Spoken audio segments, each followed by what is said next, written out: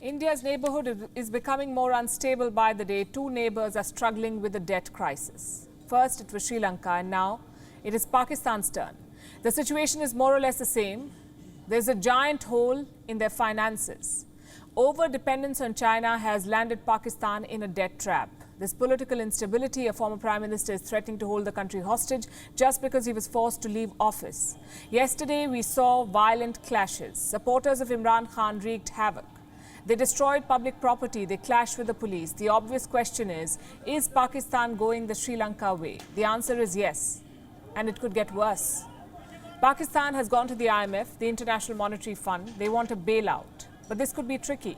Former Prime Minister Imran Khan has issued a threat. He wants early elections. He wants an announcement in 6 days, else he says his supporters will run riot. But can Pakistan afford an election right now, in the middle of an economic crisis? Will this battle for power lead to Pakistan's economic collapse? And what will it mean for India and South Asia? Pakistan is already a mess. An economic collapse will make it an even more dangerous mess. In the next 4 minutes, we'll discuss all of this and more. First, let's tell you about a meeting in Doha this week. A meeting took place in Doha. Pakistani officials met with the IMF. They wanted a loan, a bailout. How much money are we talking about? $3 billion. Why does Pakistan need $3 billion? Because just like Sri Lanka, Pakistan is running out of foreign reserves. Their central bank has just a little over $10 billion right now, and that's not enough to cover even 2 months of exports. The bigger worry is the debt. Pakistan needs around $3 billion just to pay its creditors this year. And Pakistan has a lot of creditors. They keep the country afloat on loans, but loans must be returned. Interest must be paid. And for that too, you need money. It's a vicious cycle, taking more loans to service old ones. Pakistan has to pay $3 billion to Saudi Arabia, $4 billion to China. Do you know what is Pakistan's total external debt? More than $90 billion, $90.12 billion to be precise. And out of this, almost $25 billion is owed to China alone. How much does Pakistan have in its coffers? $10 billion. They're barely making ends meet. Pakistan is in no position to pay anyone, and that is the reason why it has gone to the IMF. It tried to negotiate a bailout, but the talks failed. Pakistan's Dawn newspaper spoke to one of the officials who was involved in the Doha talks. And this is what he said, and I'm quoting, "Our team is returning tonight empty-handed." Why do you think that happened? Why was Pakistan denied an IMF bailout? Because to get this kind of money, to get IMF money, you need to be fulfilling certain criteria. You must have policies that will push you towards economic recovery. Pakistan does not have those. The IMF is worried about their fuel and power subsidies. They say they're not sustainable.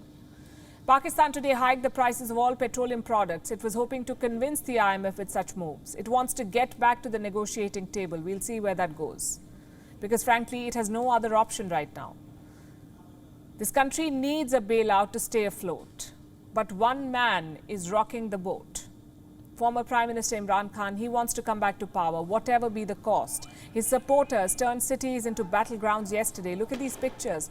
There were reports of arson from at least 7 cities. In the capital, Islamabad, there were violent clashes outside Parliament. The army had to be called in to restore order. One of the supporters even died. Imran Khan is now calling him a martyr. हमारी आजादी मार्च का शहीद है। इसने अपने मुल्क की हकीकी आजादी के लिए अपनी कुर्बानी दी है। ये सारा मुल्क भी उसको याद रखेगा।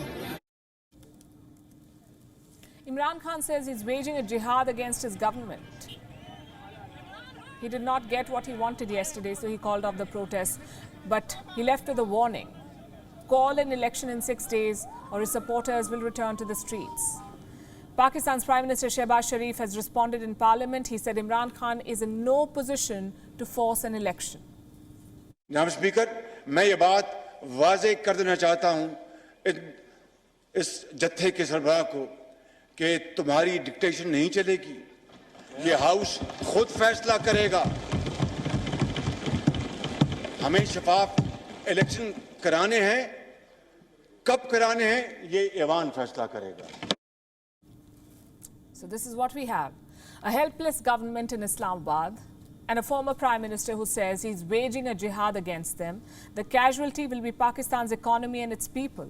You see, political instability is not new in this country. Pakistan has perhaps learned to live with it. Same with radicalism, keeps getting worse with time. But add an economic collapse to this mix and Pakistan becomes a time bomb.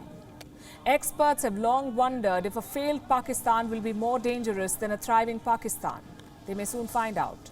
An economic collapse will have security implications, very serious security implications, both for India and the region. And this is why we said that the Pakistan story will be worse than the Sri Lanka story, because this country also has nuclear weapons.